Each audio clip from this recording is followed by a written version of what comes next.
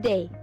This is a Group 4 presentation for Economics with Taxation and Agrarian Reform subject for our instructor, Ms. Kristina Francisco. And our topic is about Tax Reform 2017 or the tax reform in Duterte's administration. My groupmates Eldrych, Marti, and Rhimar researched about this topic, while Kaye and Lestlie made a handout for easy recap.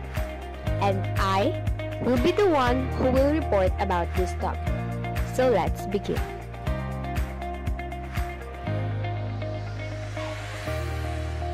What is tax reform? Tax reform is the process of changing the way taxes are collected or managed by the government, and is usually undertaken to improve tax administration or to provide economic or social benefits. Tax reform can include reducing the level of taxation of all people by the government, making the tax system more progressive or less progressive, or simplifying the tax system and making the tax system more understandable or more accountable. Numerous organizations have been set up to reform tax system worldwide, often with the intent to reform income taxes or value-added taxes into something considered more economically liberal.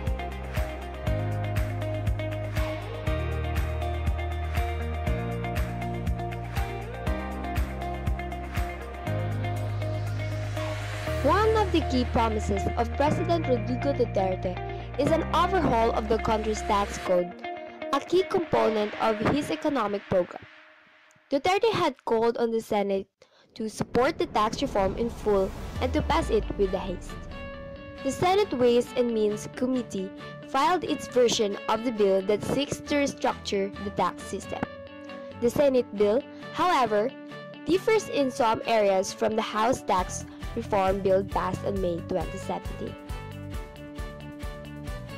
As what President Rodrigo Duterte stated at his State of the Nation address last July 25, 2016, he said, "We will lower personal and corporate income tax rates and relax the bank secrecy laws.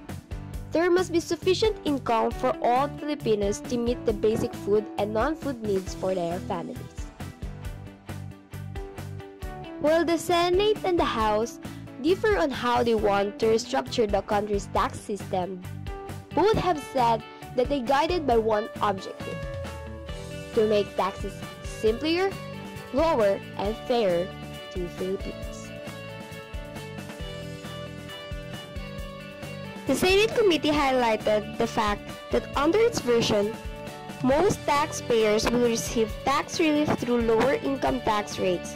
At least 60% of workers and compensation earners, roughly 3.192 million Filipinos, will be exempted from paying income tax. Other than the lower threshold for personal income tax exemption, the Senate panel also proposed the following.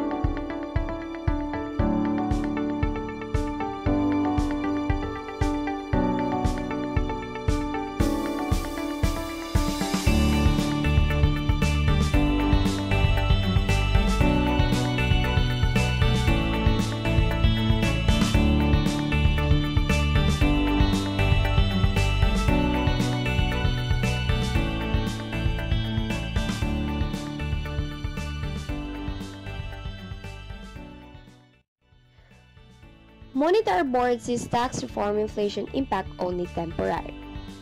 In explaining its June 22 monetary policy decision, the Monetary Board said that it chose to keep interest rates steady amid expectations that inflation will remain manageable over the next 2 years despite the higher duties to be imposed on consumers' goods.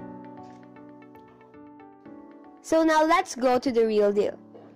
Here are the details of the tax reform bill of Duterte's administration, or the Tax Reform 2017.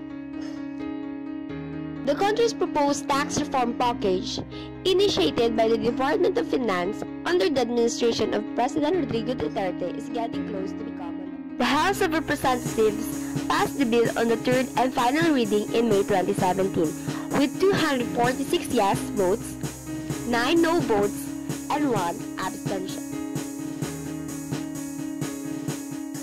We will give you the 5 key highlights of this tax reform bill. First one, lowering of personal income taxes except for high-income earners. Here is a table of the proposed income tax rates from approval until 2019. The proposed income tax rate year 2020 onward.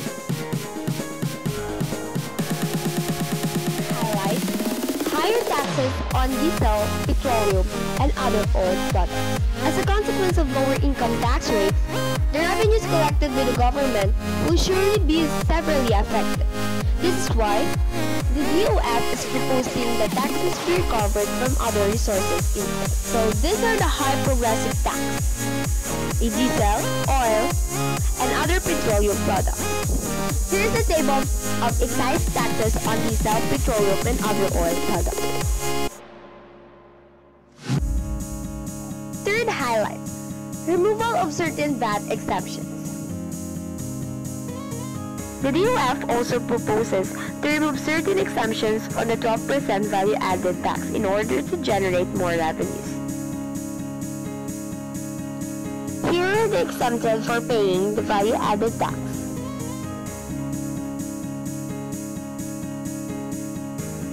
Fourth highlight, new excise taxes on cars and automobiles.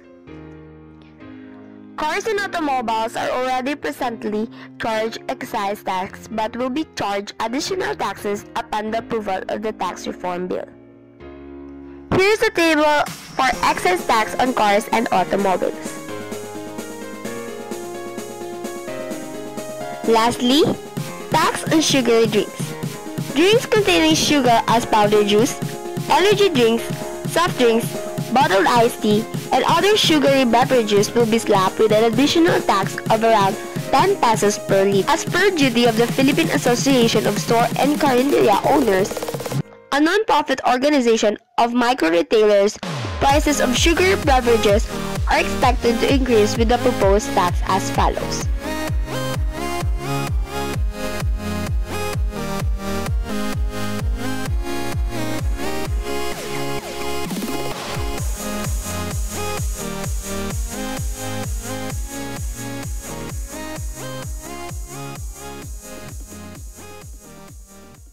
So those are the 5 highlights of the tax reform bill of the Duterte's administration. Other reforms propose tax system that attempt to deal with externalities. Such reforms are sometimes proposed to be revenue neutral, for example, in revenue neutrality of the fair tax, meaning they ought not to result in more tax or less being collected.